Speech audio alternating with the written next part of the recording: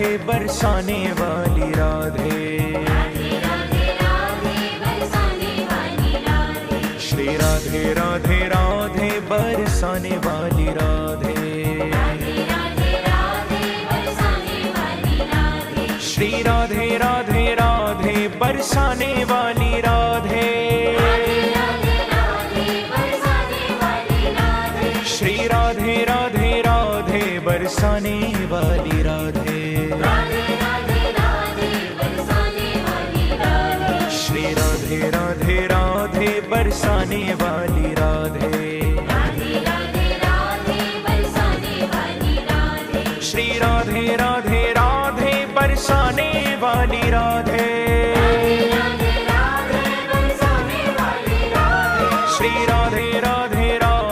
बरसाने वाली राधे, श्री राधे राधे राधे बरसाने वाली राधे।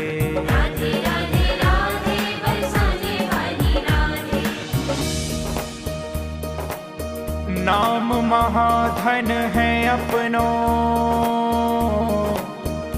नहीं दूसरी संपत्ति और कमानी, छोड़ अटारी अटा जग के, हमको कुटिया ब्रज माही बनानी, हमको कुटिया ब्रज माही बनानी, हमको कुटिया ब्रज माही बनानी।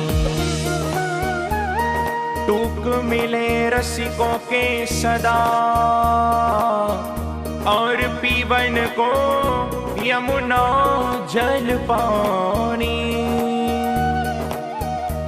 हमें औरन की परवाह नहीं, अपनी ठकुरानी श्री राधिका रानी, अपनी ठकुरानी श्री राधिका रानी, अपनी ठकुरानी श्री राधिका रानी। जय राधे राधे, जय राधे राधे, वृषभानु दुलारी, भक्तों की प्यारी, वो श्यामा प्यारी, हरिदास दुलारी, रसिकों की प्यारी, हमारी प्यारी, तुम्हारी प्यारी, हम सबकी प्यारी, ओ प्यारी प्यारी, ओ प्यारी प्यारी। जय राधे राधे, जय राधे राधे, जय राधे।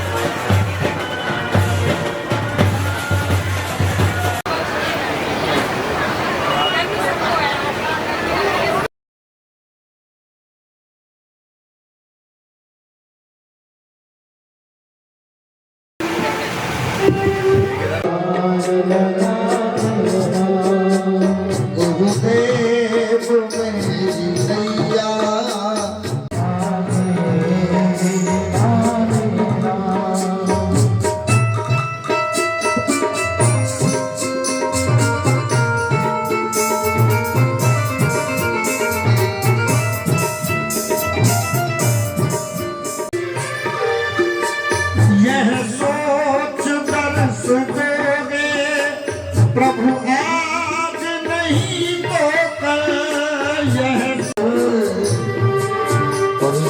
बाग लगाया है, बाग लगाया है, फूलों से सजा देना, बाग लगाया है, फूलों से सजा देना, उस पार लगा देगा। कांत सुहा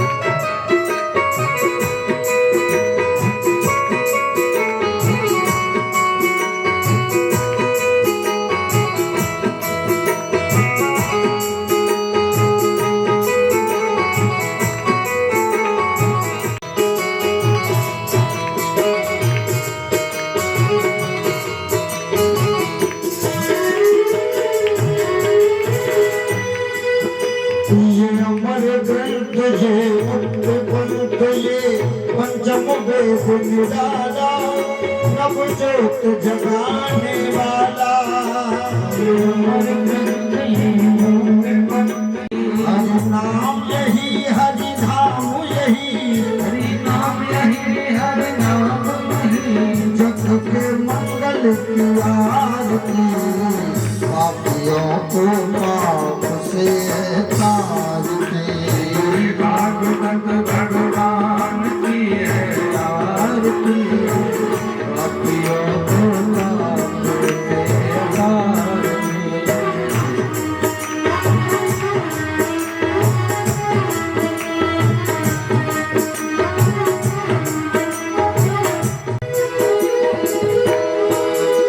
ये शांत गीत पावन पुनीत पापों को मिटाने वाला हराने वाला ये शांत गीत पावन पुनीत पापों को मिटाने वाला हरिदर्श कराने वाला ये सुख करनी ये दुख हरनी ये सुख करनी ये दुख हरनी ये सुख करनी ये दुख हरनी ये सुख करनी ये दुख हरनी श्री मधुसूदन की आरती पापियों को पाप से है तारती भागवत भगवान है तारती पापियों को पाप से है तारती पापियों को पाप से है तारती पापियों को पाप से है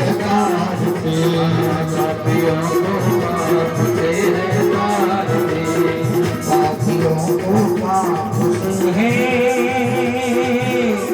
तारती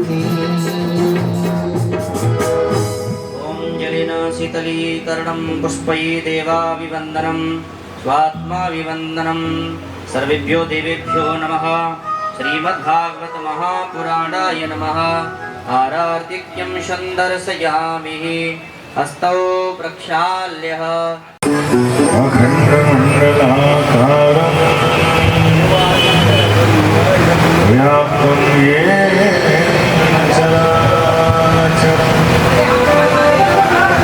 तत्पदं दर्शितं येन तस्मै श्रीगुरवे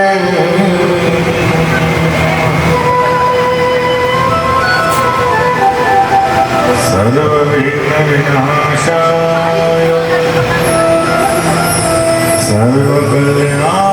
सर्वकल्याणाय पार्वती प्रियपुत्राय श्रीगणेशाय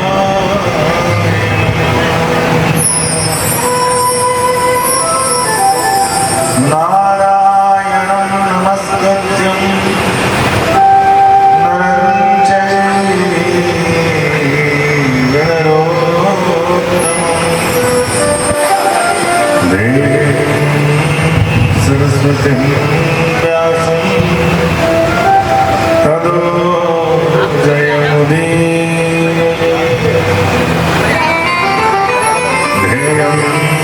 सदा परिभवग्नमभिष्टदोहम् तीर्थास्पदं शिवविरञ्चनुतं शरणं भद्रगृहं गणगणाभक्तिपोतं वन्दे महापुरुषते चरणां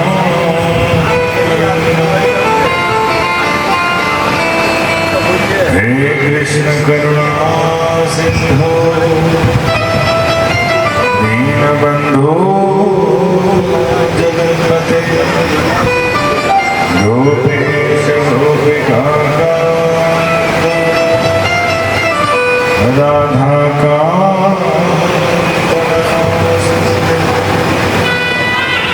राधा कृष्ण स्वरूपा वै कृष्ण राधा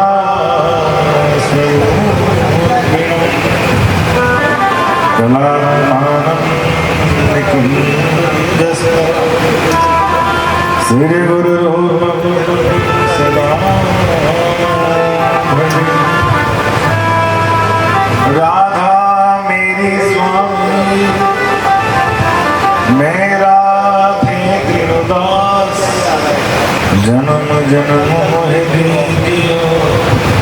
श्री वृंदावन को।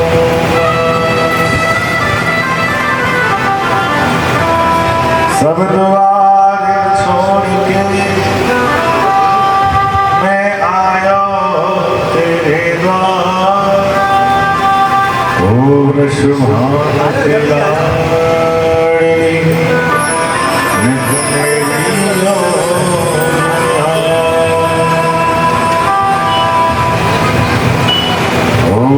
शुभानो की रानी निक मेरी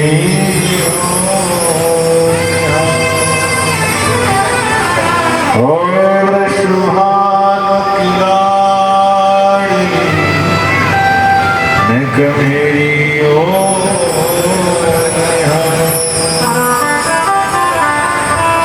बोले रमण बिहारी जय हो। श्रीमद् भागवत महापुराण की जय हो। सदगुरुदेव महाराज की जय हो। सब संतनों की सब विप्रनों की सब भक्तनों की जय हो। आज के आनंद की जय जय श्री राधे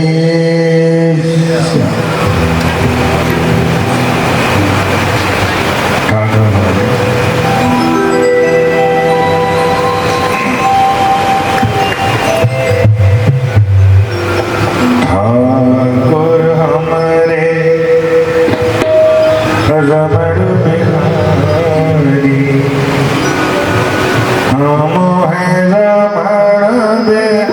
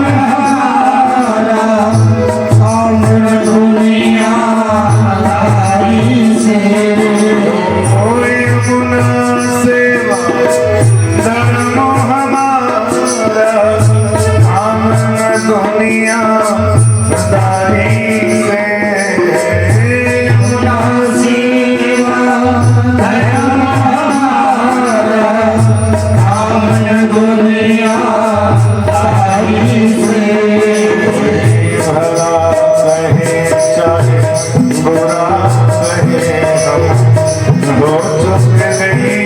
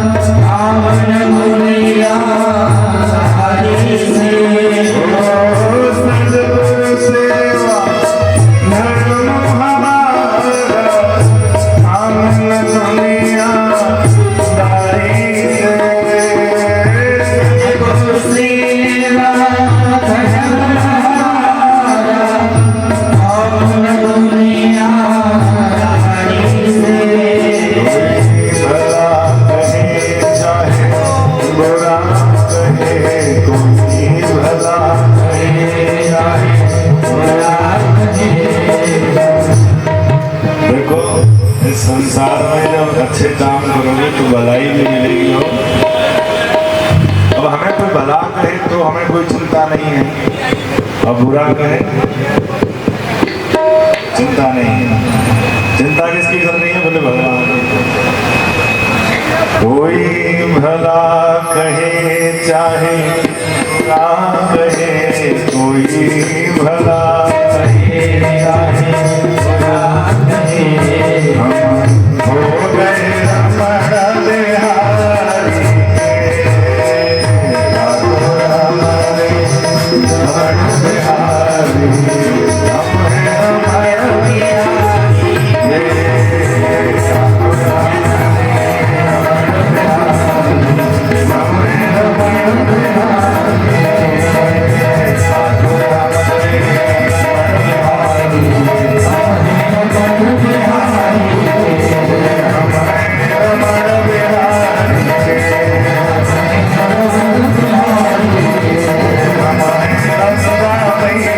Yeah.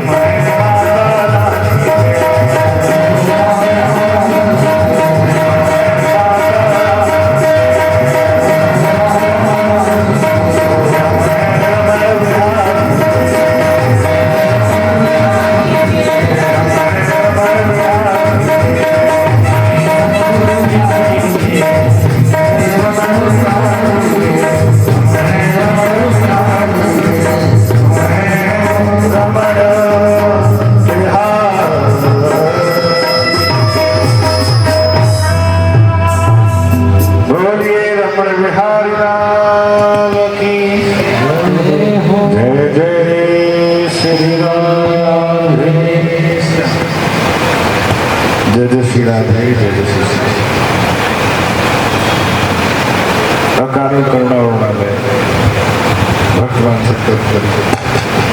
भगवान श्री कृष्ण की वांग में प्रतिमूर्ति, शब्द में प्रतिमूर्ति, प्रेम में प्रतिमूर्ति।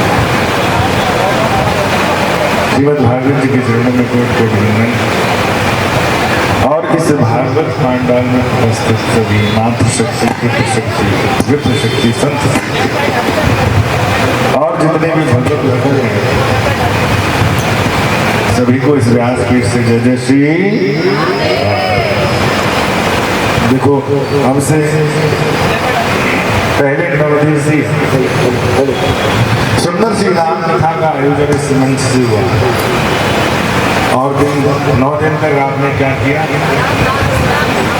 राम। वैसे राम और कृष्ण में अंतर तो कुछ है नहीं।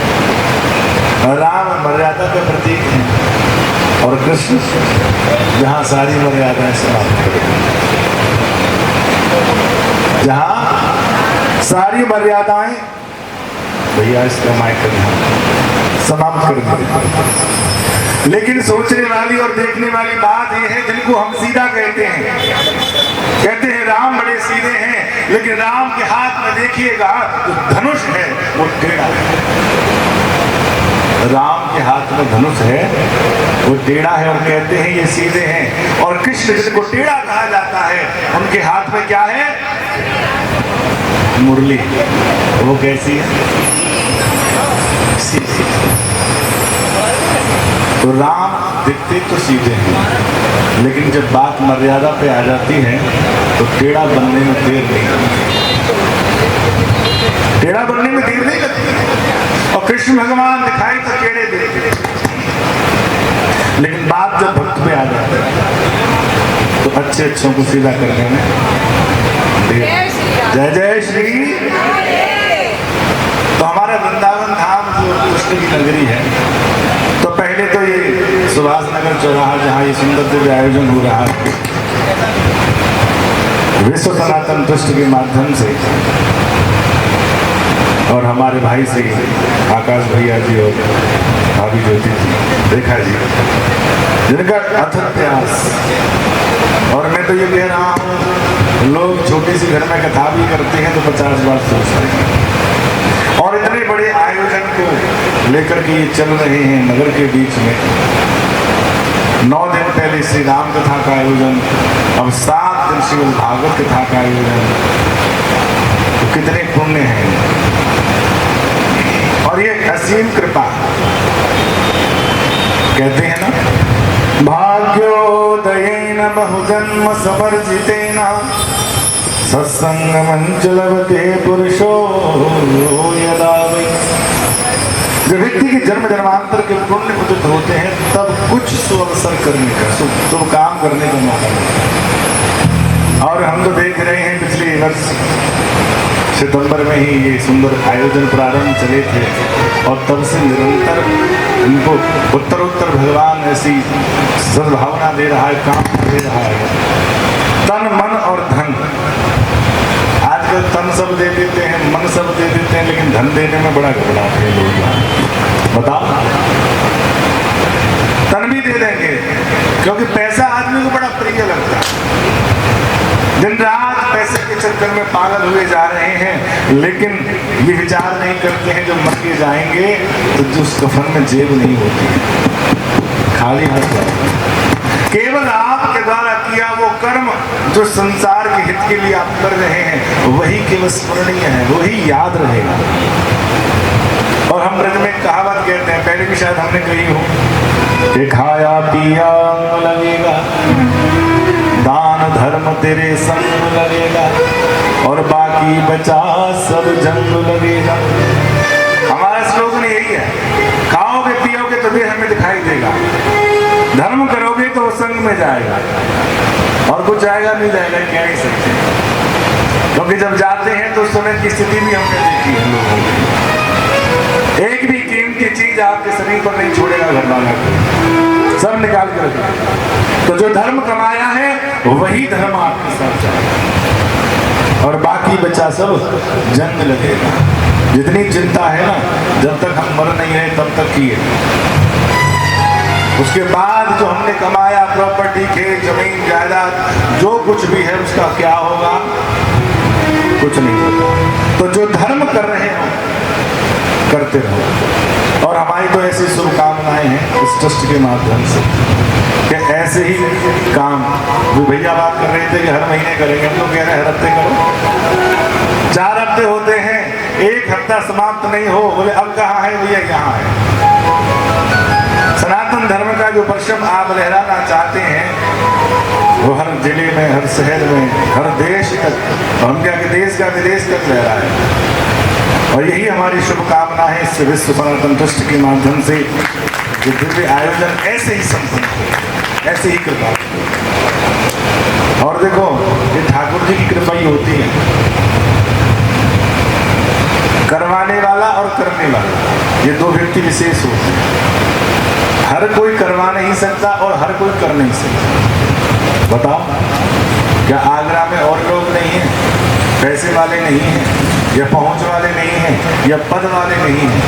हर व्यक्ति के पास सामर्थ्यता है, करवाने की सामर्थ्यता है, लेकिन नहीं कर पाता। और रखता भी बहुत है।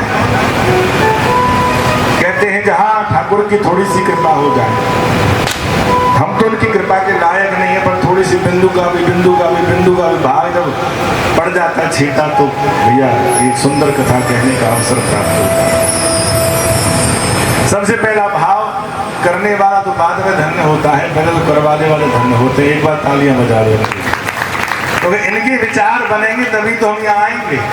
तो विचार ही नहीं बनेगा तो हम तो अपने घर पर बैठे बैठे राधे राधे कर ही रहेंगे, क्यों जी। और ऐसे ही विचार हम तो कह रहे हैं आज इनके मन में आया है, पूरे आगरा वासियों के मन में। कहते हैं इस ट्रस्ट के माध्यम से इतना प्रचार प्रसार फैले, हर व्यक्ति ये चाहे कि मेरे घर में श्रीमद् भागवत कथा का आयोजन, मेरे घर में ठाकुर जी आए, पधारे, क्योंकि जीवन निकला जा रहा है, निकल जाए, कम से कम एक बार ये अवसर प्राप्त। और एक बात बता दूं, नगर में कोई विधायक आ जाए, चेयरमैन आ जाए, कोई बड़ा नेता आ जाए, हर व्यक्ति चाहता है कि मेरे घर में आ जाए। 5 साल तक है वो केवल, 5 साल के बाद उसका कोई महत्व नहीं है, क्या? लेकिन ये ठाकुर जी जहां आते हैं एक बार, ये आजीवन है, परमानेंट। और तुम भले ही छोड़ दो, पर ये छोड़ने वाले एक बार जिसको ये पकड़ लेते हैं, वो तो कितना भी कोशिश करता रहे, मैं तुझे छोड़ने वाला नहीं। बोलिए बांके बिहारी लाल की जय, जय श्री राधे श्याम। आइए सुंदर बांके बिहारी के सुंदर रूप का दर्शन करते हैं, कथा में प्रवेश करेंगे। क्योंकि हमारे ठाकुर जी जो है बांके बिहारी, पहली बात तो वृंदावन वास बड़ा दुर्लभ है, और वृंदावन वास में मिलता है, ठाकुर जी की कृपा से नहीं मिलता, वो किशोर जी की कृपा से मिलता। आप बांके बिहारी की सेवा करो, वो कृपा नहीं करते, वो नहीं करते, सुनते ही नहीं है। और ठकुरानी की सेवा कर लो तो ठकुरानी जी सीधे ही बिल पास करवा देती है, और ठकुरानी जी कृपा कर देती है तो आनंद। लेकिन ठकुरानी भी कृपा कब करती है, पहले किसी को भी आनंद। ये दोनों एक दूसरे के पूरक है। राधा कृष्ण स्वरूपाम वै कृष्ण राधा स्वरूपिणम कलात्मानम निकुंजस्थ श्री गुरु रूपम सदा। ये एक दूसरे का भजन करते रहते हैं। राधा का भजन करोगे तो कृष्ण प्रसन्न हो जाता है, और कृष्ण का भजन करोगे तो राधा प्रसन्न होता है। तो अब राधा जी को प्रसन्न करना है तो पहले कृष्ण भगवान की स्तुति करो। ओ मेरे बांके बिहारी लाल। अब ये ठाकुर जी श्रृंगार किस लिए करते हैं? ठाकुर जी श्रृंगार करते हैं। अच्छा एक बार की बात बताओ, एक बार ठाकुर जी ने सुंदर श्रृंगार किया, मोर पंख लगाया, पटका लगाया, बांसुरी लगाई, वैजंती माला पहनी, कान में कनेर फूल लगाया, और जाकर के गोपियों को दिखाने लगे, अरे गोपियों देखो मेरा रूप कैसा है। गोपियों ने मुंह फेर लिया, अरे ललता, अरे विशाखा, अरे देख तो सही मैं कैसा लग रहा हूं। गोपियां बोली हमें मत दिखाओ। बोले किसको दिखाऊं? बोले पहले लाडली को दिखा के आओ, बरसाने जाओ और दिखा करके आओ।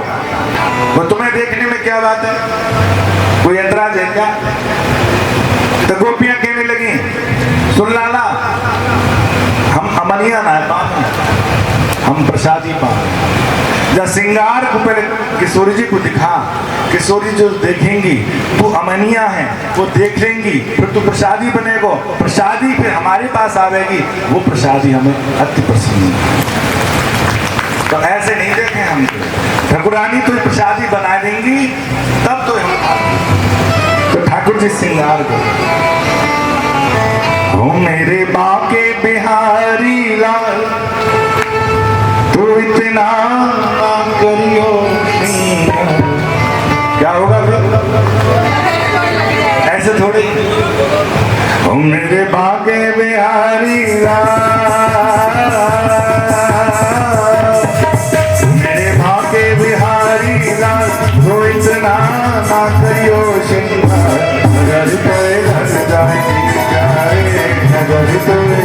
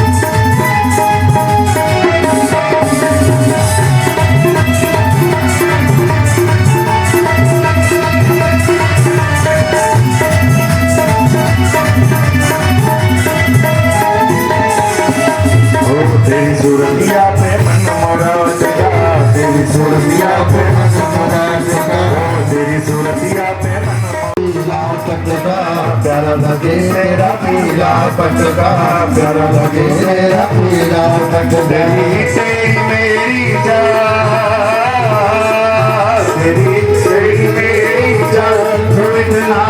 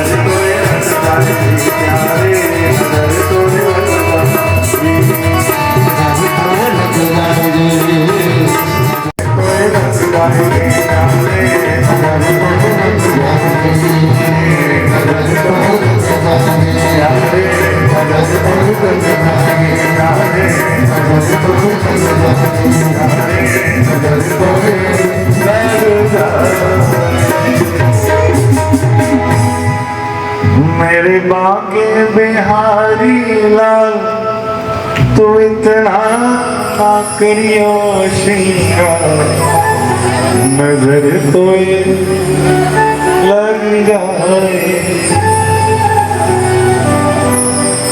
और जा कार्य का रोटी नजर ना लगे, नजर तो बिल्कुल लगे, कार्य को नजर ना लगे। आगे का प्रसंग आएगा जहाँ भगवान रुक्मिणी से भास परिहास करते हैं, तो भगवान स्वयं कहते हैं रुक्मिणी एक बात बताओ, चलो हम गोरे होते तो समझ में आते कि तुम हमारी सुंदरता पर देखी, हम काले कलूटे को देख करके तुम्हें क्या पसंद है? भाई गोरा व्यक्ति हो, हर व्यक्ति रीझता है, पर तुम काले पर रीझ गए। रुक्मिणी जी कहते हैं गोविंद, इस काले में जो प्रभाव है ना वो गोरे में नहीं।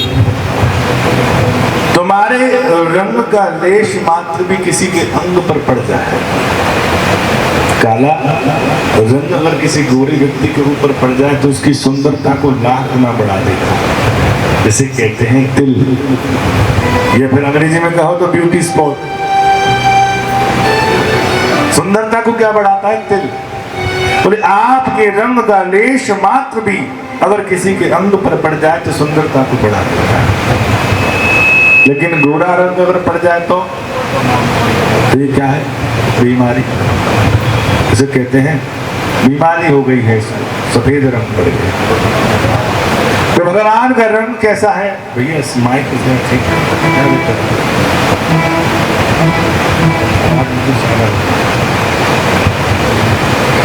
बुरी बांके बिहारी जय जय श्री राम। नव दिवसीय सुंदर राम कथा का आयोजन हुआ और सप्तदिवसीय श्रीमद् भागवत कथा का सुंदर आयोजन चल रहा है विश्व सनातन ट्रस्ट के माध्यम से। तो सभी आए आगंतुकों से और सोशल मीडिया के माध्यम से जो भी लोग जुड़े हुए हैं उनसे निवेदन है कि वो भी इस सुंदर आयोजन में बढ़ चढ़ कर हिस्सा लें, तन मन और धन इन तीनों से, क्योंकि ये पक्ष भी बड़ा पवित्र है, श्राद्ध पक्ष। कहते हैं इस पक्ष में जो भी व्यक्ति धर्म का कार्य करता है ना, उसके पितर बड़े प्रसन्न होते हैं। संसार में किसी को प्रसन्न करने की आवश्यकता नहीं है, तुम्हारे माँ बाप तुम्हारे पितृगण तुम पे प्रसन्न हो जाए, सब कुछ मिल जाएगा। मिलेगा कि नहीं मिलेगा? जब जब हमारे कुल का कोई वारिस, कोई व्यक्ति धर्म का काम करता है, पितर लोग से हमारे जो पितृ हैं बड़े प्रसन्न होते हैं कि हमारे कुल में ऐसी संतान हुई। कितना बड़ा आयोजन चल रहा है, कितना बड़ा धर्म का कार्य चल रहा है। जब हम गंगा स्नान करने जाते हैं, यमुना स्नान करने जाते हैं और उनके नाम से जब डुबकियां लगाते हैं, देखो तो सही क्या शुभ काम होते हैं। गंगा में हमें स्नान कराया जा रहा है और वहीं गंगा के घाट पर कुछ लोग ऐसे भी होते हैं जो तुम्हारे बटुआ और कपड़ों के चक्कर में बैठे, तुम लगाओ डुबकी और हम तुम्हारा माल साफ कर दें। उनके भी पितर अपने कर्म को देख करके रोते हैं कि हमारे कुल में ऐसे ये उद्दंडी अधर्मी औलाद पैदा हुई। अरे तुझे पाप करना था तो कहीं बाहर जाके कर लेता, तीर्थ में आकर भी पाप कर रहे हैं। और शास्त्र कहते हैं तीर्थ में किया हुआ पाप वज्र के समान हो जाता है। लोग पाप करने के बाद तीर्थ में जाते हैं कि उनको मिटा सके, काट सके, लेकिन अगर आप तीर्थ में ही जाकर के पाप कर रहे हो तो उसको काटने कहाँ जाओ? तीर्थ में किया हुआ पाप वज्र के समान। तो जब भी हम कोई धार्मिक कर्म करते हैं, हमारे पितरगण जो है बड़े प्रसन्न होते हैं। सुंदर इस दिव्य कथा का आयोजन भगवान की बात में मूर्ति, शब्द में मूर्ति, श्रीमद् भागवत जी के चरणों में कोटि वंदन। बोले भागवत महापुराण की जय जय श्री राधे। अच्छा, आप साधन से कथा सुन रहे होंगे, बहुत कुछ सुना होगा और बहुत कुछ समझा होगा। तो मेरी आपसे यहाँ 3 प्रश्न हैं, क्योंकि अगर कथा आज से प्रारंभ होती तो शायद वो जानकारी में होते, लेकिन अब 9 दिन पहले सुन चुके हैं और पूछे भी जाएंगे। अब उसके यजमान भी बैठे हुए हैं, कुछ माताएं तो ऐसी होंगी जिन्होंने राम कथा भी पूरी सुनी होगी। हैं किस किसने सुनी थी? हाथ उठा, सबने सुनी थी? सुननी चाहिए। जहाँ भी हो, आस पड़ोस में किलोमीटर 2 किलोमीटर 10 किलोमीटर जहाँ तक अवसर मिल जाए सुनने का, सुनिए कथा। सबसे पहला प्रश्न है कि कथा सुनी क्यों जाती है? 9 दिन वहां सुनी, 7 दिन अब सुनोगे तो क्यों सुनी जाती है? ये बताओ क्या होगा?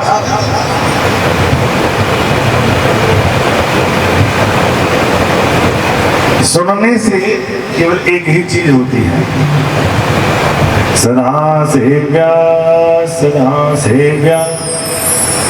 श्रीमद्भागवती कथा यस्याः श्रवणमात्रेण हरिचित्तं समाश्रय।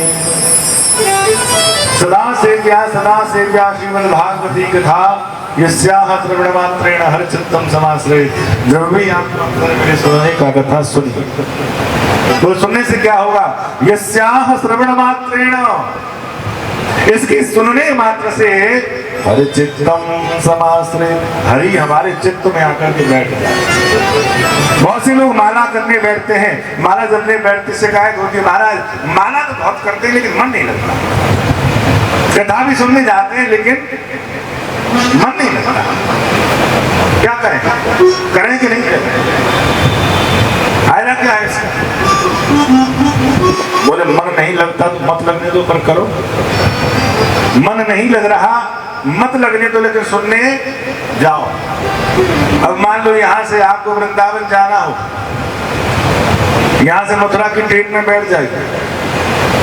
अब मथुरा की ट्रेन में आप बैठे हैं और ट्रेन में बैठने के बाद 15-20 मिनट के बाद आपका मन न लगे तो क्या करोगे? भाई ट्रेन में तो बैठे हैं, अब तुम्हारे मन न लगने से ट्रेन पहुंचना बंद तो नहीं कर देगी, वो तो पहुंचेगी मथुरा। फिर क्या करोगे? मथुरा उतर जाओगे। ऐसे ही जीवन रूपी ट्रेन है जो चल रही है। यहाँ तुम्हारा मन लगे मत लगे पर बैठ जाओ उसमें, और बैठ जाओगे तो क्या होगा? सही स्टेशन पे जाकर तुम्हें अपने आप उतार दे। कान में जब आवाज जाएगी तो कोई तो शब्द ऐसा जाएगा जो हर चित्तम समाश्रय, जो भगवान को बिठाने का काम करेगा। कथा सुनने से क्या होगा? वो श्रद्धा जागृत होगी। किसके प्रति? वो ठाकुर के प्रति। श्रद्धा से क्या आएगी?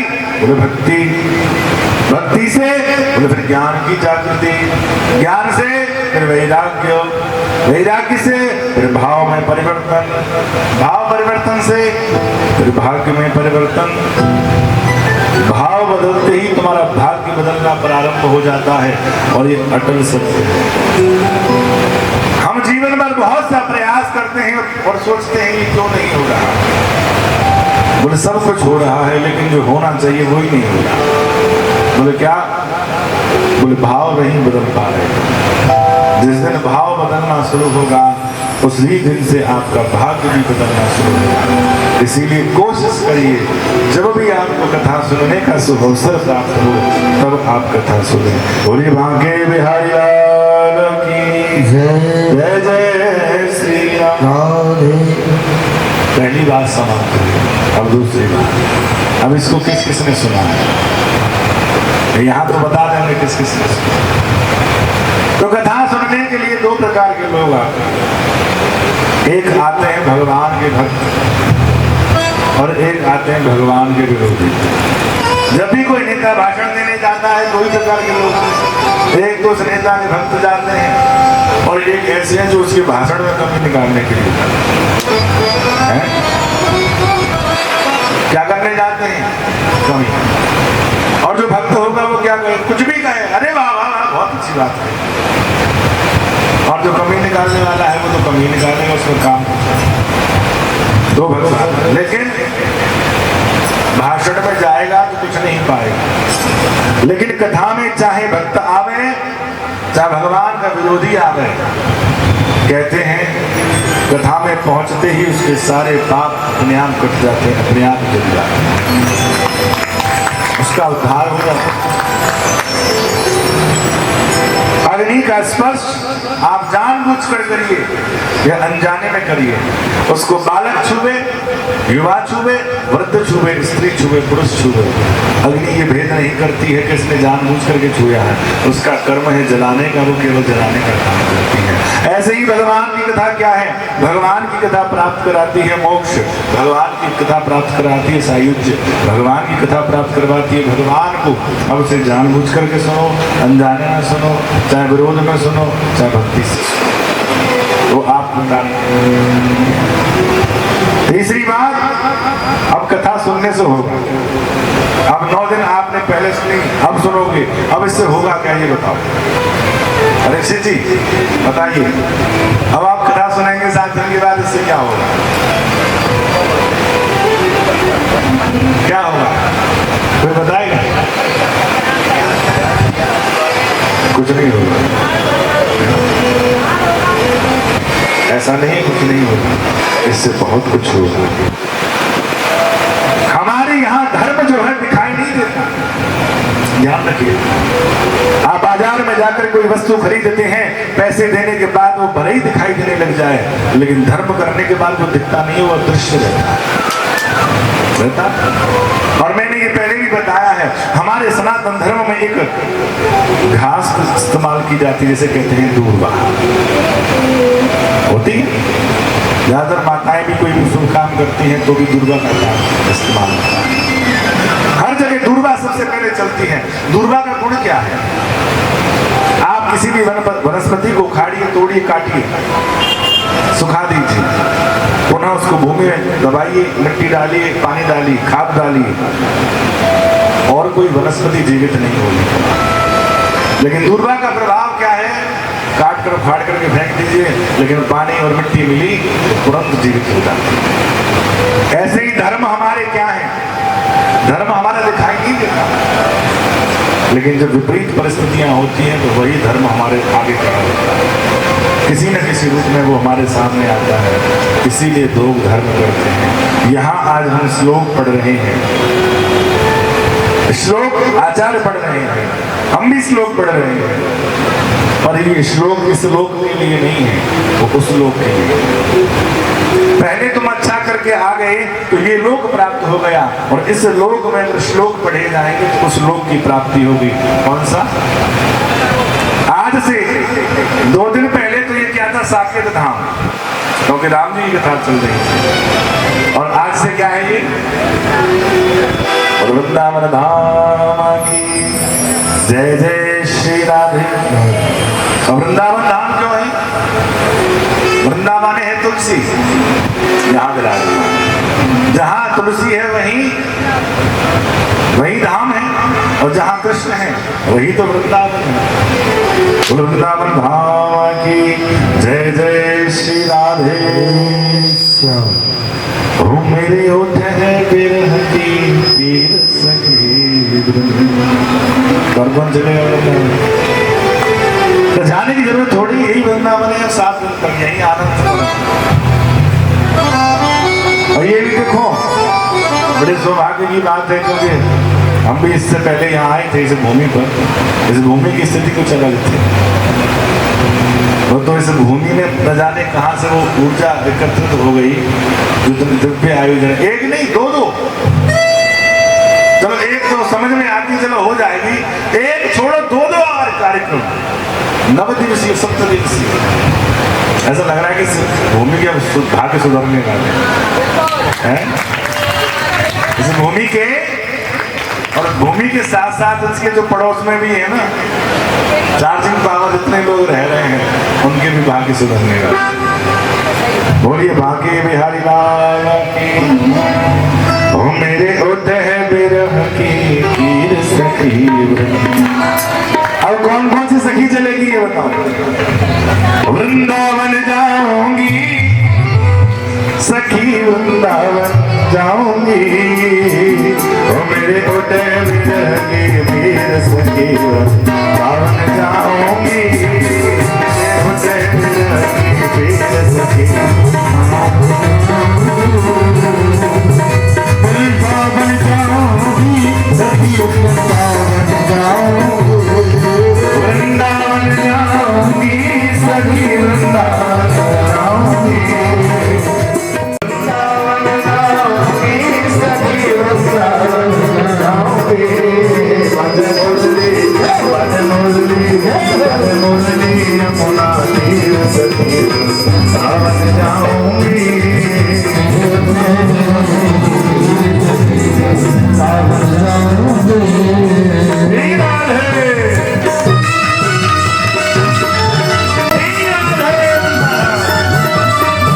याद में सोबिया मत भोर पानी साथ की याद में मेरे नैनन बरसे तीर सखी वृंदावन जाऊंगी सखी वृंदावन जाओगे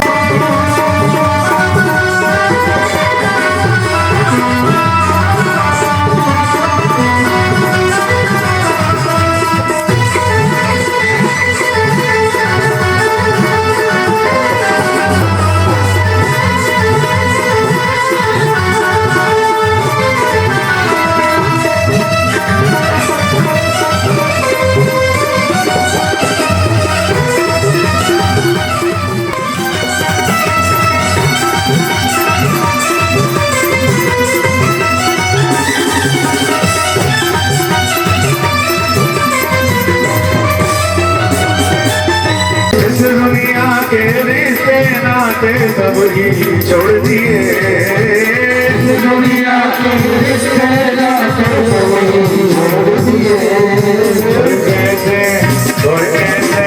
कोई कैसे दिखाओ दिल चीर सखी वृंदावन जाऊंगी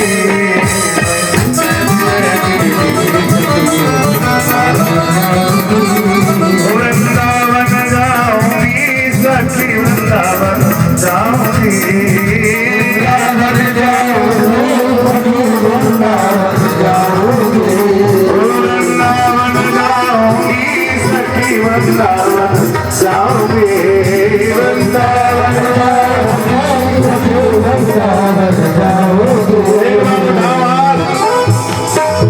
और कहो मेरे उठ है मेरे उठ है मेरे उठ है मेरे हकीर तीर सखी वृंदावन जाऊंगी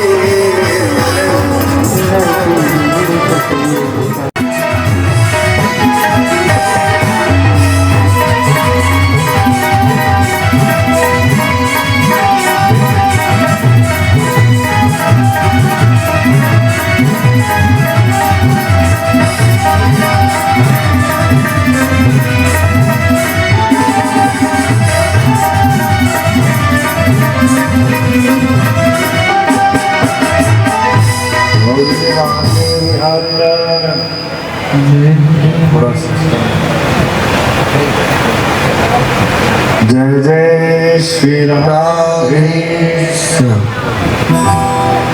आइए नए मिश्राणी तीर्थ में चलते हैं कथा में प्रवेश करते हैं और कथा प्रारंभ हो रही है नैमिषारण्य तीर्थ से। अच्छा नैमिषारण्य कौन कौन गए हैं नाम सुना है नैमिषारण्य प्रभाव पता है क्या प्रभाव है नैमिषारण्य का अभी ऐसे नहीं पता पड़ेगा हमें तो ऐसा लग रहा है कि बोली के थाने में शरण में है अगली कथा कहाँ होगी अब नैमिषारण्य इनको ले जाओ आगरा वालों को और जिसको चलना है ना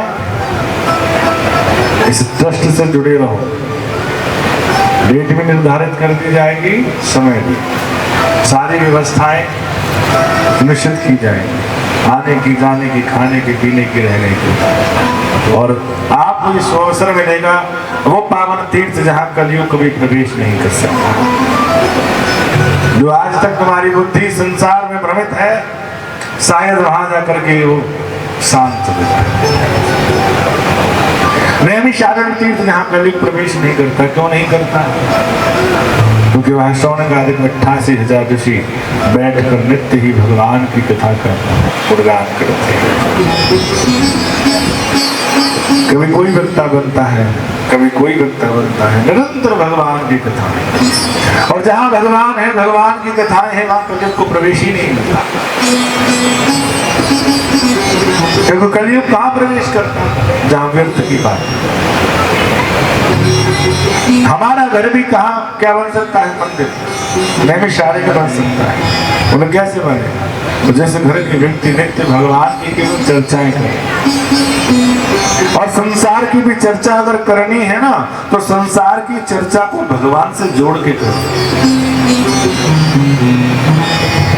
घर और मंदिर ये दोनों अलग अलग क्षेत्र हैं। अच्छा, घर में और मंदिर में अंतर क्या है? घर में और मंदिर में अंतर क्या है? घर और मंदिर में केवल इतना अंतर है कि जो मंदिर है वहां सब कुछ भगवान का है, और जो घर है वहाँ हर चीज पर हम अपना अधिकार जमाते हैं। मंदिर में जाओ तो लोटा भी भगवान का, बाल्टी भी भगवान की, पानी भी भगवान का, सब कुछ। और घर में ये सोफा भी मेरा, ये कमरा भी मेरा, ये किचन भी मेरी, ये सब कुछ मेरा है। तो जहाँ मैं है वहाँ भगवान का कुछ नहीं है, जहाँ भगवान का है वहाँ मेरा कुछ नहीं। जब मैं था तब हर नहीं, ये बहुत सुंदर बात है। जब मैं था तब हर नहीं, और अब हर है नैना। प्रेम गली अतिसा करी, जामे दोन समा। कहते हैं हृदय की जो प्रेम गली है ना, बहुत पतली है। और एक सुंदर मैं वाक्य बता रहा हूँ, महाराष्ट्र के मुखार बिंद से मैंने ये सुना था। यमुना आरती जब जहाँ रमणीति धाम में होती है, पूज्य महाराज श्री गुरुदेव महाराज, तब उन्होंने ये सुंदर चर्चा करी थी। बोले एक छोटी सी बच्ची जिसके हृदय में छेद था, 5 वर्ष की थी, ऑपरेशन हो रहा था दिल्ली में। और कहते हैं घर वाले कहते थे कि यहाँ ठाकुर जी हैं, वो तुझे ठीक कर देंगे। अब देखो ठाकुर जी का दर्शन होगा, हम तुझे ऑपरेशन के लिए ले। तो उसको विश्वास था कि हाँ दिल में भगवान जी रहते हैं। तबीयत जब बिगड़ जाती थी, ज्यादा परेशान बेटी हो जाती थी, तो घर वाले कहते थे तो भगवान जी थोड़ी सी परेशान है बेटा, इसलिए तुझे दिक्कत हो रही है। कोई बात नहीं, भगवान जी को ना दवाई दिलवा के लाएंगे। ऑपरेशन की डेट ली गई और वो दिन भी आया ऑपरेशन करने का, हार्ट का ऑपरेशन करना। तो ऑपरेशन कराने के लिए जा रहे थे डॉक्टरों। आजकल पहले तो एनेस्थीसिया दे करके बेहोश कर देते हैं, लेकिन आजकल क्या हो जाता है कि थोड़ा सा चर्चा भी करते हैं, बात भी करते हैं, पूछते भी है फैमिली बैकग्राउंड। तो उसको बेहोश करने के लिए ले जा रहे थे। डॉक्टर ने पूछा, बेटा घबरा तो नहीं गए, डर तो नहीं गए हो? नहीं अंकल, मुझे डर नहीं गया। बोले हम आपको ले जा रहे हैं, अब आपका ऑपरेशन होगा। बोले डॉक्टर अंकल एक बात पूछो। बोले पूछो। बोले आप मेरे हार्ट का ऑपरेशन करोगे? बोले हाँ बेटा। बोले एक काम करना, मम्मा कहती है कि वहां भगवान जी रहते हैं। मम्मा कहती हैं वहां भगवान जी रहते हैं, और जब आप हार्ट का ऑपरेशन करो, भगवान जी मिल जाएं, तो उनसे कहना तुम चिंता मत करो, तुम ठीक हो जाओगे। तुम चिंता मत करो, ठीक हो जाओगे, कुछ दिनों की बात है, कोई बात नहीं। वो ठीक है बेटा कह देंगे। ऑपरेशन हुआ। ऑपरेशन होने के बाद हर चीज नॉर्मल थी, लेकिन ऑपरेशन सक्सेसफुल होने के 10 मिनट के बाद में लड़के की तबीयत बिगड़ने लगी। सारा स्टाफ घबरा गया, हर चीज सही हुई, किसी चीज में दिक्कत नहीं थी, लेकिन ये परेशानी कैसे होने लगी। डॉक्टर को पसीना आने लगा, डॉक्टर के हाथ पांव फूल गए। बोले आज तक कोई भी ऑपरेशन मेरा बिगड़ा नहीं है, लेकिन आज ये केस कैसे बिगड़ गया। लेकिन तुरंत उसको जब याद आया, बोले ऑपरेशन में जाने से पहले उस बेटी ने कहा था कि जब मेरा हार्ट खुले ना, तो वहाँ भगवान जी हैं, उनसे कहना तुम ठीक हो जाओगे, चिंता। उस डॉक्टर ने वही हाथ जोड़ करके कहा, हे गोविंद एक बच्चे की श्रद्धा का विषय है और एक माँ बाप की विश्वास का विषय है। आप जहाँ भी हैं, आप उसके हृदय में हैं। मैं शायद इस बात को नहीं मान रहा, लेकिन आज मैंने उस बच्ची का ऑपरेशन किया है, तो उस बच्ची के भाव है कि आप चिंता मत करो, आप ठीक हो जाओगे, इस बच्ची को बचा लो। जैसे ही उस डॉक्टर ने ये प्रार्थना की, तो जो बेटी अब तक धड़कन बंद थी, उसका दिल धड़कना शुरू हुआ। बोले आप ठीक हो जाएंगे, ठीक है।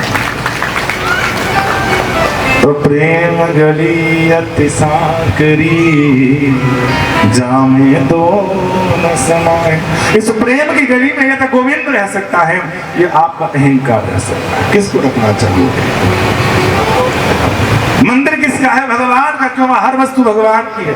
घर किसका है? बोले मेरा है। जहाँ हर वस्तु तो मेरा अधिकार। घर को मंदिर बनाना शुरू कर दो, जहाँ भी जो काम कर रहे हो भगवान का करना शुरू कर दो। रसोई में भोजन बनाने जा रहे हो तो ये बात भाव लाओ कि परिवार के लिए बनाने जा रहा हूँ। बोले आप गोविंद की रसोई तैयार कर रही हैं, सुबह का समय हो गया, भगवान को चाय दे। भोजन बना रहे हो, भगवान के प्रसादी बना।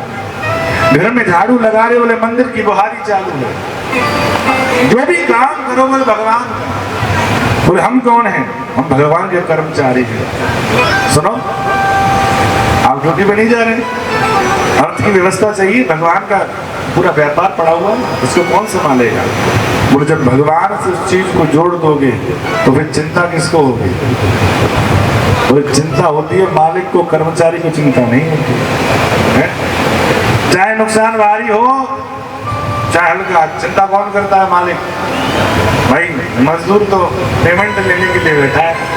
बोले हम तो भैया मजदूर आदमी मजदूरी कर रहे हैं, अब ये आप जानो, हमें कुछ नहीं मतलब इससे। तो नैमिषारण्य तीर्थ क्या है? जहाँ भगवान की चर्चा। शौनकादिक 88,000 ऋषि विराजमान है। तभी 16 वर्षीय सूत जी महाराज का आगमन हुआ। बोले सूत जी महाराज की जय। जय जय श्री राधे। सूत जी महाराज जैसे ही आए हैं, सभी ऋषियों ने खड़े होकर के दंडवत प्रणाम किया। एक 16 वर्षीय बालक को, जो वयोवृद्ध ऋषि है, जहाँ 5 वर्ष के ऋषि कुमार से लेकर के हजारों वर्ष के ऋषि विद्यमान एक दूसरे के आगे दंडवत प्रणाम कर रहे हैं। सूत जी महाराज ने बड़ी विनम्रता से कहा, गुरुदेव आप इतने वयोवृद्ध हैं, मैं एक नवयुवक बालक हूँ और आप इस प्रकार मुझे प्रणाम कर रहे हैं, मुझे अच्छा नहीं। शौनकादिक ऋषियों ने कहा, सूत जी महाराज ये आपका बड़प्पन है जो आप अपने आप को छोटा समझ रहे हैं। क्यों? क्योंकि संसार में लड़ाई है बड़े बनने की। मैं की तो लड़ाई है और किसकी लड़ाई है? बाप कहे मेरी चले और बेटा कहे मेरी चले, सास कहे मेरी चले और बहू कहे मेरी चले, बड़ा कहे मेरी चले और छोटा कहे मेरी चले। तो यहाँ मैं मेरी के चक्कर में पड़े हुए हैं। बोले आप ये कह रहे हैं कि आप छोटे हैं, आप बड़े हैं, तो बड़ा किसको कहते हैं? किसी की उम्र अगर ज्यादा हो ना तो उसे बड़ा नहीं कहा जाता, हमारे यहाँ से कहते हैं बूढ़ा। उम्र ज्यादा हो तो बड़ा कहोगे या बूढ़ा? बूढ़े हो गए। किसी के पास धन हो तो उसे बड़ा नहीं कहा जाता, उसे कहता है धनवान। किसी के पास बल ज्यादा हो तो उसे कहते हैं बलवान। किसी के पास रूप हो तो उसे कहते हैं रूपवान। किसी के पास ज्ञान ज्यादा हो तो उसे कहते हैं ज्ञानवान। बोले आखिर बड़ा कौन है? किसको आप बड़ा कहोगे? बोले बड़े बड़ाई ना बड़े और बड़े न बोले बोल, और हीरा मुख से ना कहे मेरा लाख टका तो मोल। जो बड़ा है ना उसका सबसे अच्छा लक्षण है विनम्रता। वो हर परिस्थिति में अपने आप को विनम्र रखता है।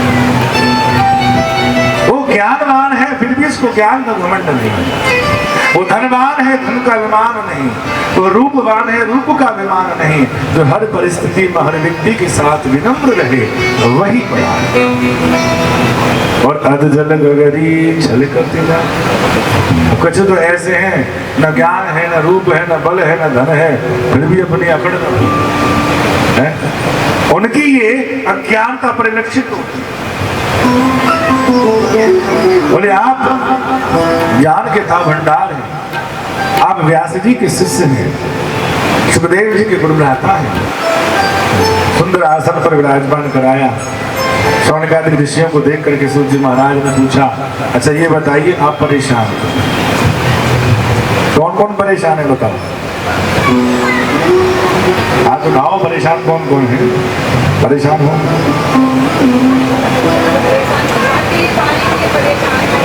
यहाँ हर व्यक्ति जो बैठा हुआ है ना, भले ही वो हाथ उठा करके उपस्थिति न दी, वो परेशान है। और परेशान सभी है। कोई धन दुखी, कोई मन दुखी, और कोई धन बिन रहे उदास, और थोड़े थोड़े सब दुखी, और सुखी राम के। ऐसा कोई व्यक्ति है जो दुखी ना हो। और सांसारिक संसाधनों को लेकर के अगर आपको कोई पीड़ा है, कष्ट है, दुख है, तो आप अभागे हो, समझ ले। आप धन की वजह से दुखी हैं, आप व्यवस्थाओं को लेकर दुखी हैं, क्या है? ये सब बेकार की चीज। दुखी होने की आवश्यकता नहीं है। परेशानी से बचने का केवल एक ही उपाय है, परेशान। परे माने दूर, शान माने मैं से।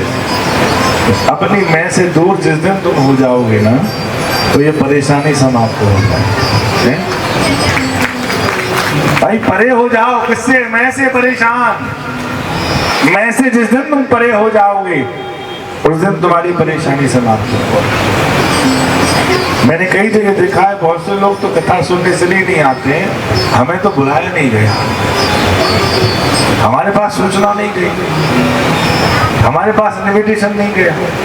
हम गए तो थे, पर सारी कुर्सियां भरी हुई थी, हमें तो किसी ने पूछा ही नहीं है। बताओ, जो जमीन पर बैठता है ना, उसे कहते हैं जमींदार। और जो चौकी पे बैठता है, उसे कहते हैं चौकीदार। तो भैया इस भूमि से ज्यादा शुद्ध क्या हो सकता है? और भगवत कथा में भगवान से भी ऊपर आप बैठने की कोशिश करोगे क्या?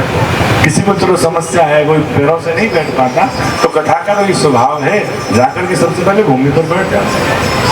ये धरा जो है, ये सबसे पहले गुरु है हमारी। इस धरा पर जन्म लेकर के हम चलना सीखते हैं। बताओ, सबसे पहले निवेदन भी यही कहा जाता है जब हम बड़े होते हैं कि जब प्रातः काल उठो तो क्या करो? सबसे पहले इस भूमि को प्रणाम करो। क्या करो? प्रणाम करो।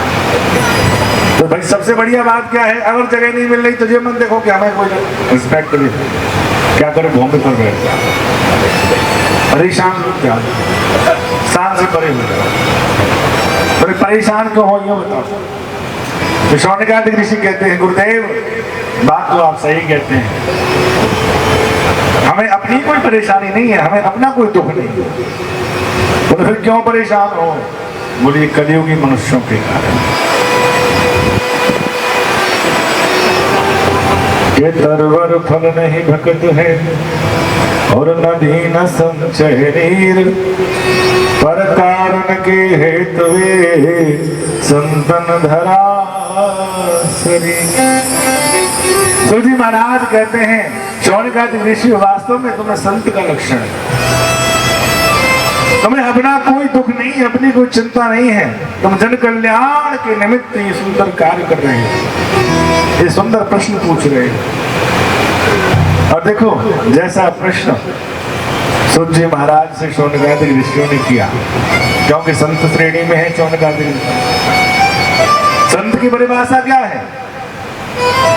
हमारे यहाँ संत किसे कहते हैं भैया? जिसकी लंबी चौड़ी जटाएं हो, माथे पर तिलक लग रहा हो, भगवा वस्त्र पहन रखे हो, वस्त्र सफेद हो, पीले हो, घर बार छोड़ करके बैठे, उसे क्या कहते हैं?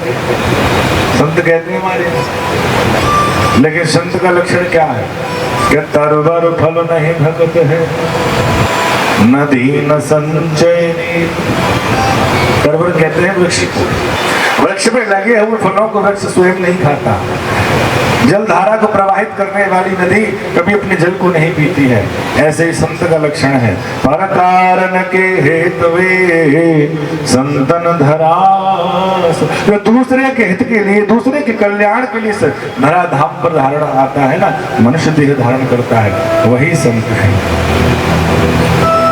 हम तो ये कहते हैं कि अगर किसी ने पैंट शर्ट भी पहन रखी है, धोती कुर्ता पहन रखा है, ये कुर्ता पाजामा पहन रखा है, चाहे वो साड़ी पहन रखी है, चाहे वो दिगंबर वेश में है, जिस भी वेश में है, और उसका ध्येय केवल जन कल्याण है, तो वो किस श्रेणी में है?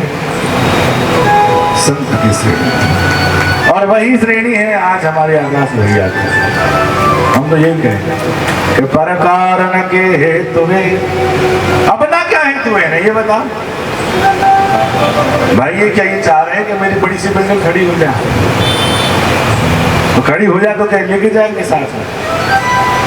इनका ध्येय केवल इतना ही है कि इस सृष्टि के माध्यम से सनातन धर्म का प्रचार, सनातन जिससे हम विमुख होते जा रहे हैं, पाश्चात्य की ओर हम बढ़ रहे हैं, धर्म से विमुख हो रहे हैं, धर्म से अच्युत हो गए, हम तो धारण नहीं करना चाहते। उसको श्रृंखलाबद्ध जोड़ने का प्रयास इनके माध्यम से, ट्रस्ट के माध्यम से। एक बार जोरदार तालियां बजा दो। जय जय श्री। बोले कलियुगी मानव बड़े परेशान हैं। मृत्युलोके जना सर्वे नाना क्लेश समन्विता। मृत्युलोक के जो मानव है बड़े ही परेशान, नाना क्लेश समन्विता, अनेक प्रकार के क्लेश। बोले उपाय बताइए आपको ऐसे जिससे इनके दुख। सूर्य महाराज कहते हैं देखो, वैसे तो शास्त्र में 84 लाख योनियों का वर्णन है, और 84 लाख में से केवल ये मानव योनि 83,99,999 जो योनियां हैं वो किसी भी प्रकार की परेशानी से युक्त नहीं है। केवल मानव ही एक ऐसा है जो दुखी है और परेशान है। क्यों? क्या कारण है? पूरे मानव का परेशान होने का केवल एक ही कारण है, वो है असंतुष्टि। उसे जो प्राप्त है उससे वो संतुष्ट नहीं है, और जो मिला नहीं है उसकी वो कामना करता है। इसके सिवा कोई दूसरा कारण ऐसा नहीं है जिससे वो दुखी हो। बताइए, है कोई कारण? संत को जो प्राप्त हो जाता है वही उसके लिए पर्याप्त होता है, इसीलिए उसके जीवन में कोई चिंता नहीं है, परेशानी नहीं है। हमें जो प्राप्त है उससे हम संतुष्ट नहीं हैं, और जो मिला नहीं है उसके लिए चिंता करते हैं। करते रहते हैं कि नहीं करते?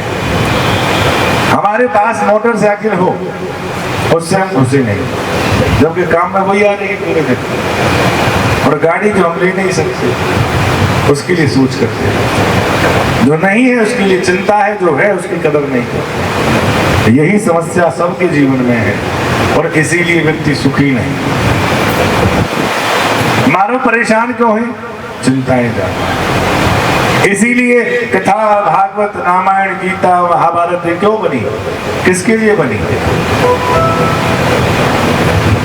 न गाय के लिए, न भैंस के लिए, न कुत्ते के लिए, न बंदर के लिए, न बिल्ली के लिए, तोता के लिए, न मैना के लिए। कोई भी ऐसा पुराण नहीं है जिसमें गधाओं को ज्ञान दिया जाए। दिया जाता है क्या? कहीं कुत्तों की भागवत तो सुनी है? बताओ।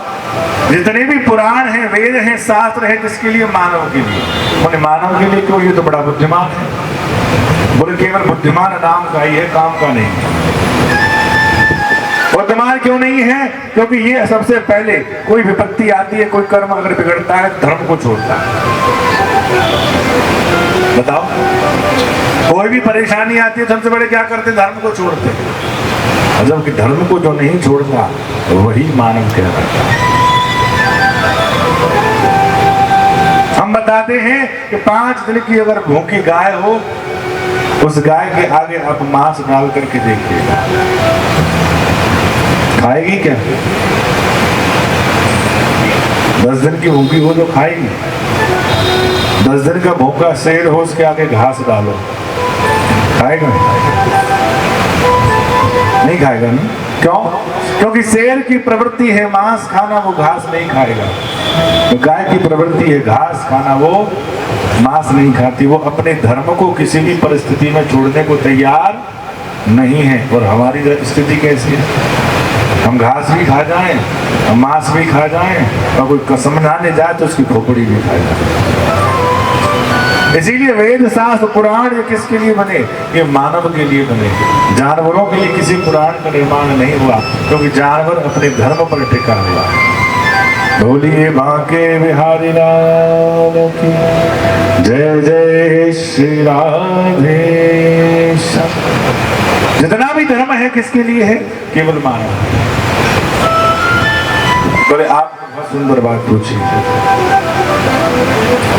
आइए सुंदर भगवान का चिंतन करते हैं, उसके बाद में मैं आपके पृष्ठ पर सच्चिदानंद रूपाय विश्वोत्पत्त्याद हेतवे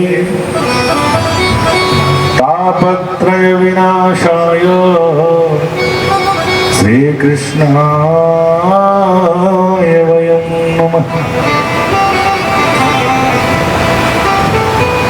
जी महाराज कहते हैं सच्चिदानंद रूपाय। आप जानते हो जो सत्य चित्त और आनंद स्वरूप है। सत्य माने सत्य, और सत्य भी कैसा? त्रिकालातीत सत्य,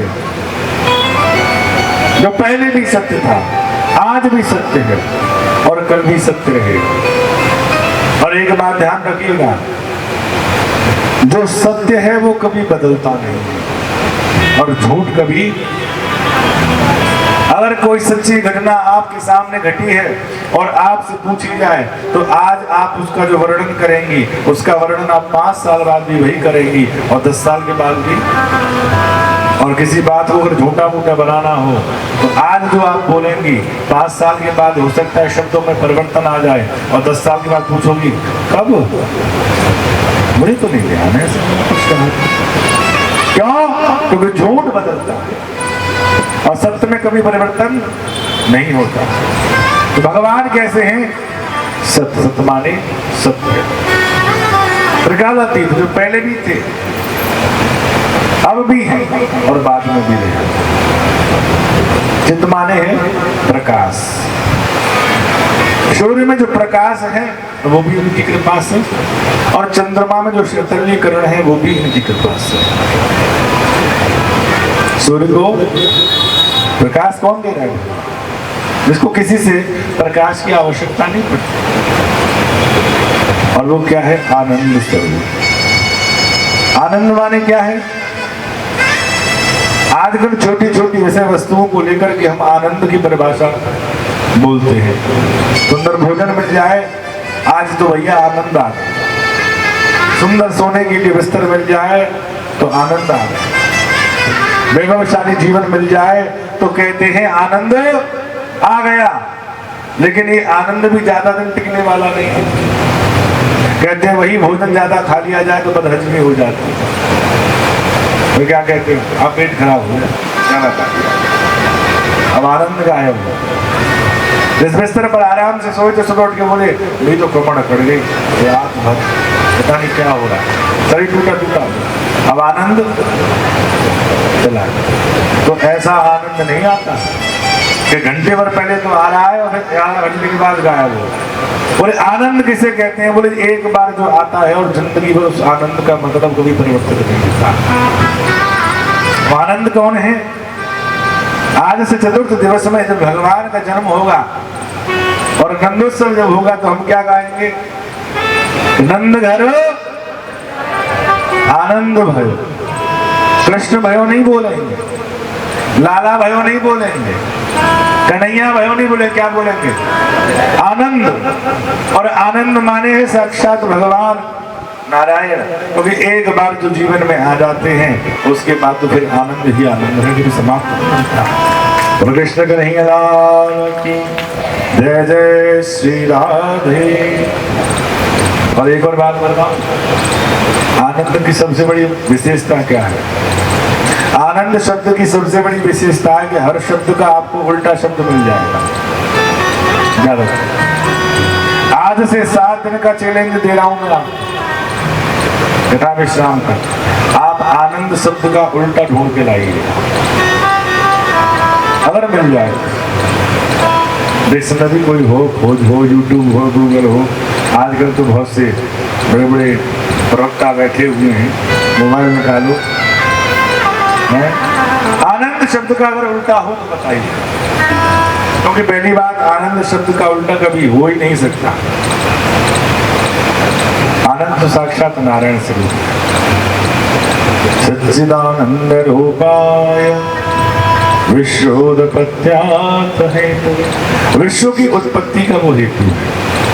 भगवान थोड़ा मुस्कुराने सृष्टि का सृजन प्रारंभ हो जाता है, थोड़ा गंभीर हो जाए पालन शुरू हो जाता है, और थोड़ी सी प्रवृत्ति टेढ़ी हो जाए ना तो क्या होता है?